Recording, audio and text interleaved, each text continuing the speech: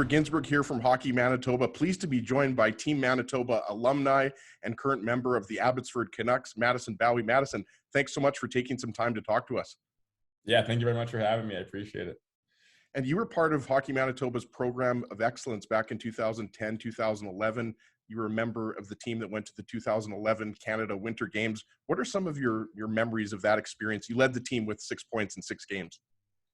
Yeah, I mean, honestly, for me, I just talking back at even a few guys here on Abbotsford, I know like Matt Murphy's a guy who played, I think, for Team New Brunswick in that tournament. So I think just reflecting back on that tournament, I think it's probably one of the highlights. Obviously, I've had a lot of luck and you know, a pretty great career so far, and I've been lucky enough to play on some great teams and have some great accomplishments. But for me, I think that definitely sits in probably the top 3 moments of my my hockey career. Just, you know, being 15 years old, you don't really get to experience much of that stuff, and then you go to this Canada Winter Games. The village was amazing. You know, you're in a sweet city like Halifax, and you know, you're with a great group of guys. And I think for me, all in all, I think it was kind of the first step in my career where you kind of get exposure to the scouts and all the big, I guess, the big names that are across the country. And for me, it was an honor to represent Manitoba, and we did fairly well for, I think, people expected us to do. So that was really cool too, and it was definitely a very special week for me that I'll remember for the rest of my life. And you're currently playing with the Abbotsford Canucks of the AHL. You also got into a couple of games with the NHL's Vancouver Canucks, and we just wanted to ask you, how would you assess your season thus far?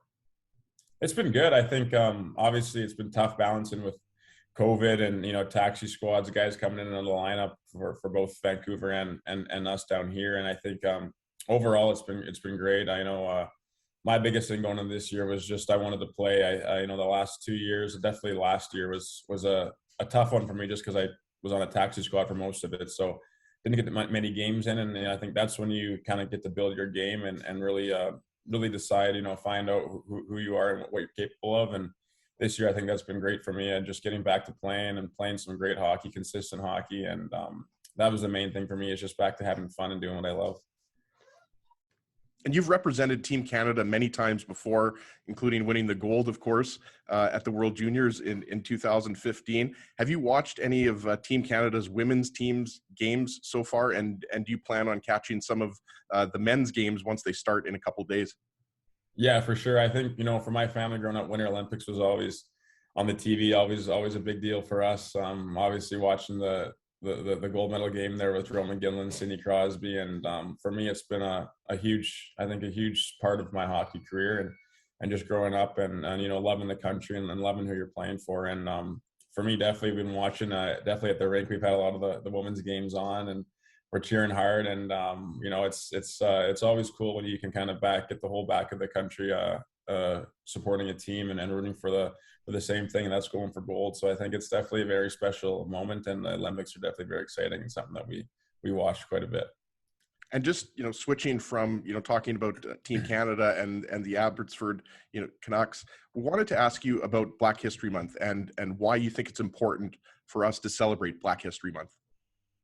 I think it's very important just because of the history. I think a lot of people don't really understand that, you know, Black players are playing this game, you know, from the start. I think the history goes back, and I think that's just something that people don't really understand and don't get. And, you know, I think the biggest thing in hockey and all sports, but I think hockey is a different one just because it's, you know, you don't see many African Canadian or African American players in the game. And I think this is something that really has to change, and that it's going to take a lot of people. But I think having these special months and just recognizing, you know, all the great success that's been in hockey and with Black history in the game of the sport, I think it's something that I think over the years has gone unnoticed. And you know, I think it's something that's very special for people to really understand that you know, I'm the same guy as just anyone else who steps on that ice. And I think that's, you know, you want to think that it's getting better, but at the end of the day, you still see the same things keep repeating and keep happening. So I think it's just the most important thing is just to get the hockey community and just the hockey world realizing that, you know, this is our game too, and we can play just as good, if not better, than the people who have been playing before us. And I think that's the biggest thing, is that people have to realize that we're all equal here, and anyone can get the job done, and anyone can have success if they get an opportunity and get that chance. Who were some of the Black hockey players or Black athletes that inspired you growing up? For me, Willie O'Ree was a big one. My dad would obviously my dad would show me a lot of Bobby Orr clips when I was younger, but also a big one was Willie O'Ree as well. And that was something that really hit close to me home, was just because obviously the skin color I am, and growing up in Winnipeg, where I played in Charles, there weren't many other guys like me with my skin color doing what I'm doing. And I think for me, just watching Willie O'Ree from a young age, and then moving on to Jerome McGinley, who was my hero growing up, and someone who I really took pride in watching and learning from. And I think those are the two biggest influential people that I were able to watch and kind of look up to. And now seeing Willie O'Ree, getting his jersey retired, and Iggy getting inducted in the Hall of Fame, I think that just goes to show that everyone here is here for a reason, and that the game can change, and it is going to change. And I feel that the biggest thing for me is that I want to be an advocate, and hopefully one day young kids can look up and see what I'm doing, and be inspired just as I was as I was with Willie O'Ree and Jerome McGinley. You kind of just touched on it there. It leads nicely into my next question here. What does it mean for you personally to be a role model for BIPOC youth?